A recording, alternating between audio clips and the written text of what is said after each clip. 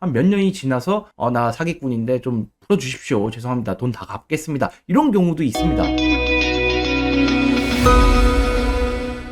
안녕하세요. 훈이루TV의 김기훈 변호사입니다. 자, 이번 시간에는 아무리 없애도 사라지지 않는 이 사기꾼들에 대한 참교육 방법에 대해서 한번 설명드려 보도록 하겠습니다. 첫 번째로 증거 확보를 최우선으로 하시기 바랍니다. 자, 이 사기죄는 생각보다 그렇게 쉽게 인정되는 범죄는 아닙니다. 그러니까 사기꾼이 거짓말로 나를 속였다는 점을 증거로 입증을 해야 하다 보니까 이 증거는 또 시간이 지나면 사라지죠. 그래서 증거 확보가 제대로 되지 않으면 이 사기죄는 생각보다 쉽게 인정되지 않습니다. 그래서 사기꾼을 사기죄로 처벌받게 하기 위해서는 어쨌든 증거가 상당히 중요하기 때문에 거짓말로 나를 속였다, 그리고 그 거짓말로 인해서 내가 어떠한 손해를 봤다, 이러한 부분을 모두 증거로 입증해야 된다라고 생각하시고 이를 준비하셔야 합니다. 그래서 만약에 아직 사기꾼이랑 내가 소통 중에 있다면 모르는 척 하시면서 증거를 더 모으면 훨씬 더 사기죄 입증에 있어서 좋습니다. 그리고 그 과정에서 사기꾼이 또 사기를 치려고 할 수도 있거든요. 이는 이제 또 추가 범죄를 저지르는 것이죠. 그래서 만약에 내가 사기를 당했다는 것을 인지하셨는데 아직은 내가 소통 중이다 라고 하신다면 바로 이 사기꾼 놈아 빨리 돈 갚아라고 하시면 사기꾼이 연락을 앞으로 받을 리가 없습니다. 잠적할 것이 명백하기 때문이죠. 그래서 그렇게 바로 다그치시면서 사기꾼으로 하여금 이제 사기당한 걸 알았구나, 도망가야겠다, 이러한 느낌을 주지 마시고 아직 사기를 당했는지 모르나 보다 라고 희망을 사기꾼에게 주신다면 실수를 하기 마련입니다. 떠보는 것도 가능하죠. 그래서 사기꾼한테 그때 그렇게 말했었지, 그 말대로 언제 진행되나, 그때 그렇게 투자하면 된다고 했는데 언제쯤 성공하려나, 뭐 이런 식으로 떠보면 사기꾼이 자신의 범행을 인정하는 투로 얘기하거나 수사기관으로 하여금 유리한 심증을 가지게 하는 그런 발언을 할 가능성이 높기 때문에 소통하시면서 증거를 추가로 모으시는 것을 추천드립니다. 그리고 만약에 사기꾼이랑 이미 소통이 끝난 상황이다, 즉 사기꾼이 사기를 치고 도망간 상황이거나 뭐 잠적한 상황이라면 내가 사기꾼이랑 나눴던 문자 메시지, 뭐 카카오톡, 텔레그램, 뭐 녹취 파일, 이러한 것들을 꼭 별도 파일로 저장해 두시기 바랍니다. 제가 뵙는 의뢰인들을 보더라도 생각보다 이러한 명백한 증거조차 사라지는 경우가 많습니다. 스마트폰이 고장났다거나 카카오톡 같은 경우에는 홧김에 나갔다던가 이렇게 되면은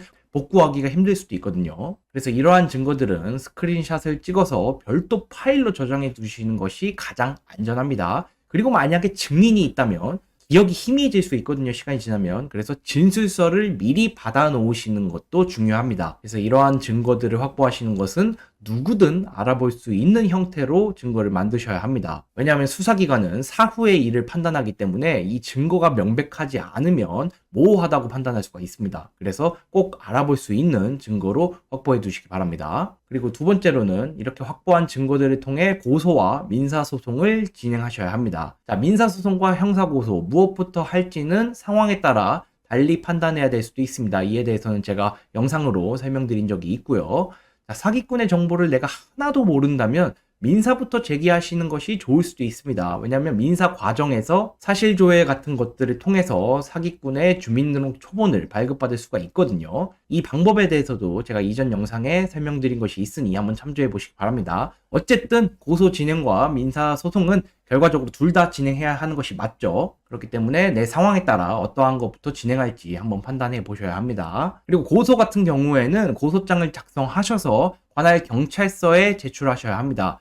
그리고 이러한 고소장에는 당연히 내가 수집한 증거들과 함께 제출돼야 되겠죠. 자, 이러한 고소는 내가 피해자로서 제기하는 것이기 때문에 겁먹을 것이 전혀 없습니다. 내가 피해자인데 겁먹을 게 뭐가 있겠습니까? 가해자를 처벌해달라는 이 고소는 마음 편히 진행하셔도 되고, 이 고소장에는 어떠한 내용을 써야 하는지는 제가 최근에 업로드한 것이 있으니까 이를 참조하셔서 고소장을 잘 작성하시기 바랍니다. 그리고 민사소송 같은 경우에는 손해배상 청구죠. 가해자를 피고로 삼아서 소송을 진행하는 것이고, 내가 손해본 금액만큼 가해자인 피고가 나한테 지급하라는 내용의 청구입니다. 자, 이러한 민사소송은 지급명령 신청이라는 것도 있거든요. 자, 그래서 지급명령 신청을 하는 것을 고려해 볼 만합니다. 만약에 상대방이 다투지 않을 것이 명백하거나 이미 다른 피해자들도 많아서 소송이 많거나 이런 경우에는 지급명령 신청을 통해서 간단히 확정될 수도 있거든요. 다만 지급명령 신청은 상대방이 이의 신청을 하면 다시 민사소송으로 진행되고 괜히 시간만 끌리는 경우도 있기 때문에 이 부분도 한번 고려를 해보셔야 합니다. 그리고 형사 단계에서, 즉 형사 고소 이후에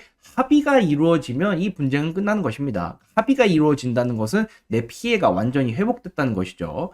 자, 이 사기죄에서는 피해자의 피해가 회복되었는지가 가장 중요한 양형 요소입니다. 그래서 사기죄로 기소가 돼서 만약에 그 사기꾼이 처벌을 받는다면 당연히 덜 처벌받고 싶겠죠. 이러한 부분이 이제 양형이라고 하는데, 양형 요소에서 피해자의 피해가 회복되었는지가 정말 중요한 양형 요소이기 때문에 만약에 사기꾼이 덜 처벌받고 싶다면 나의 피해를 회복하는 것이 가장 급선무입니다. 그리고 피해 회복이 되지도 않았는데 내가 합의를 해줄 리도 없고요. 그래서 사기죄 같은 경우에는 수사 단계 또는 재판 단계에서 합의되는 경우가 많습니다. 이때는 사기꾼에게 내가 본 피해 전액을 회복하라고 주장하실 수가 있는 것이고, 플러스 알파로 합의금을 요구하셔도 무방합니다. 그래서 이렇게 형사 단계에서 합의가 되면 너무나 좋은데, 되지 않으면 나는 강제 집행으로 나아갈 수밖에 없습니다. 이 강제 집행으로 나아가기 위해서는 민사의 확정 판결이 필요합니다. 자, 형사가 유죄인데도 합의를 시도하지 않는, 돈 안 갚는 사기꾼이라면 민사가 확정된다고 그냥 돈을 줄 리가 없습니다.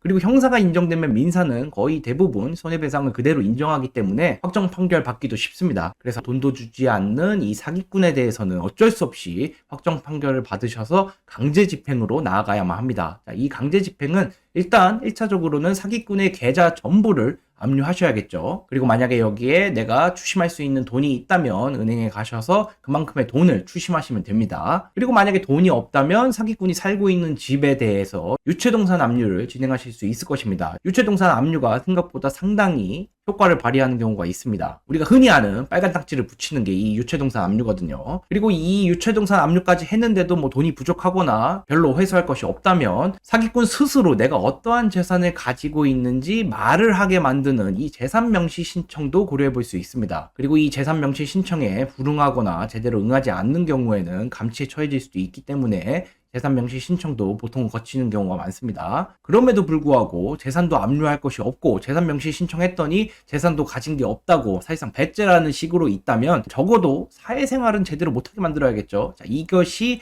채무불이행자 명부 등록입니다. 이 채무불이행자 명부에 등록되면은 사회생활에 상당한 제한이 있을 수밖에 없습니다. 왜냐하면 이 채무불이행자 명부에 등록된 사람들을 금융기관이 확인하기 때문에 신용카드 안 됩니다. 대출 안 나옵니다. 사업자 등록 쉽지 않습니다. 이러한 것들이 다 제한되기 때문에 이를 등록해 놓고 기다리시다가 한 몇 년이 지나서 나 사기꾼인데 좀 풀어주십시오. 죄송합니다. 돈 다 갚겠습니다. 이런 경우도 있습니다. 그래서 채무불이행자 명부까지 등록해 놓으시는 것이 필요할 것으로 보이고, 이러한 채무자에 대한 압박 방법에 대해서는 제가 별도 영상으로 설명드린 것이 있으니 이를 참조해서 진행해 보시면 될 것 같습니다. 자, 오늘은 이렇게 사기꾼에 대해서 참교육할 수 있는 법리적 방법에 대해서 말씀드렸습니다. 다음 시간에 뵙도록 하겠습니다. 감사합니다.